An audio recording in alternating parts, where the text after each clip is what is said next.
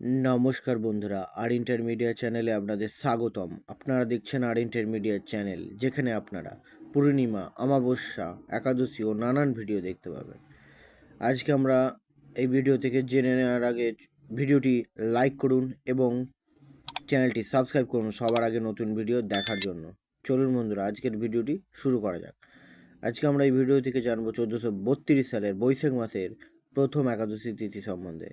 এই একাদশী তিথি কি একাদশী তিথি এবং একাদশী তিথি কখন শুরু কখন শেষ সম্পূর্ণ এই ভিডিও থেকে জেনে নেব বন্ধুরা। প্রথমে জেনে নেওয়া যাক এই একাদশী তিথিটি কি একাদশী তিথি।